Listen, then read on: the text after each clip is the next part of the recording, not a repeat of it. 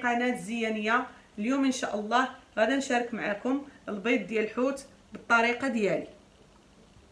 كيف ما كتشوفوا معايا هنايا عندي البيض ديال الميرنا، عندي 500 غرام غسلته. كتحيدوا منه غير هذوك العريقات اللي كيبانوا كحلين صافي وكتشلوه، ما كيحتاجش للغسيل بزاف سينو غادي يتقطع معاكم. غادا نحتاج معلقه كبيره مطيشه ديال الحك معلبه، معلقه صغيره خرقوم مملوءه، معلقه صغيره ممسوحه من الملح، نص معلقه صغيره من الابزار، معلقه كبيره مملوءه قزبر ومعدنوس، معلقه كبيره تحميره، معلقه صغيره كمون، ومعلقه كبيره سكينجبير.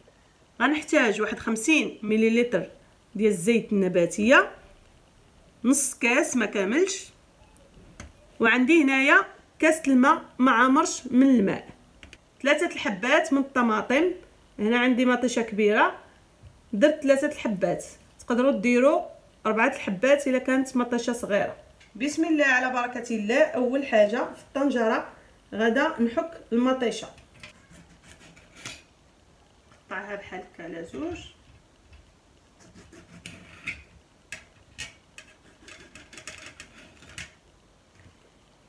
غادا نعصرها شويه من الزريعه وغادا نحكها.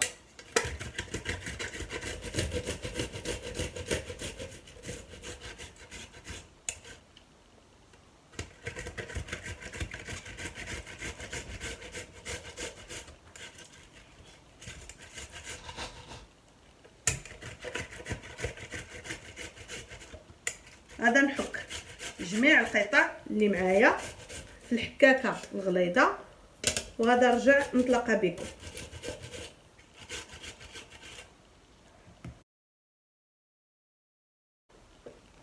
بعد ما حكيت مطيشه على هذا الشكل، نسيت ما قلت لكمش خاصني واحد 2 حبات 2 دروس ديال الثوم.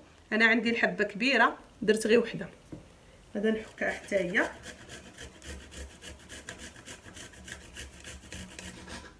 نتوما حكوها في الحكاكه الرقيقه ومطيشه في الحكاكه الغليظه.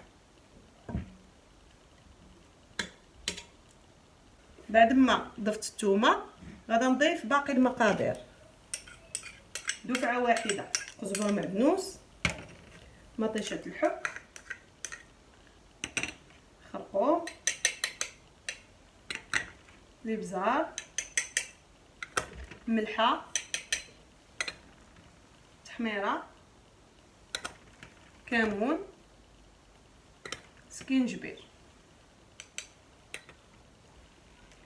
وغادا نضيف الزيت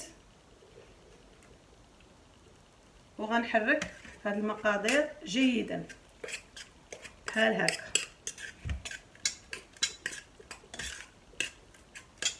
جربوا هاد الطريقه راه سهله وكيجي بها البيض ديال الحوت لذيذ بزاف، ما تشبعوش منه.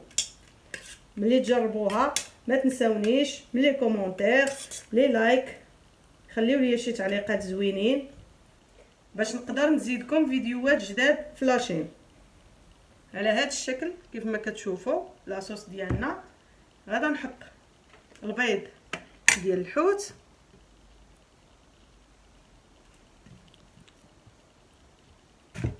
على هذا الشكل كيف ما كتشوفوا، وغادا نضيف كأس ما عامرش من الماء فقط من الجوانب،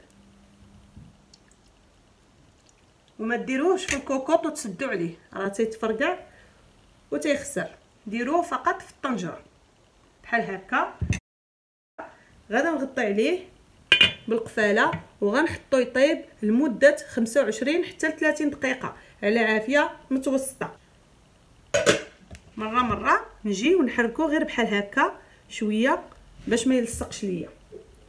غادا نديه ان شاء الله يطيب وغنتلاقى بكم في مرحله التقديم.